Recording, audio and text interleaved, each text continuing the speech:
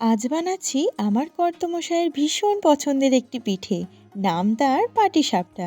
নিয়েছি কিছুটা পরিমাণ নারকেল কোড়া, সাথে নিয়েছি কিছুটা ছানা, সাথে নিয়েছি পাটালি গুড় আর নলেন গুড়, আর সাথে লেগেছে একটুখানি পাউডার দুধ। তারপর খুব ভালো করে মেখে নিয়ে গ্যাসে চড়িয়ে একদম একটা কড়া পাক করে নিয়েছি।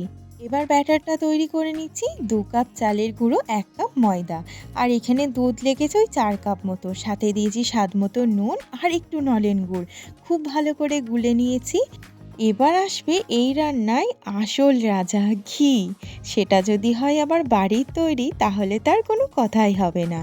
তাওয়াটা গরম করে কিছুটা পরিমাণ ঘি ব্রাশ করে দিয়েছি। তারপর ব্যাটার দিয়ে এখন পুর দিয়ে পাটিসাপটাটাকে ভাজ করে নিলাম। তাহলে কত সহজেই বানিয়ে ফেললাম পাটিসাপটা।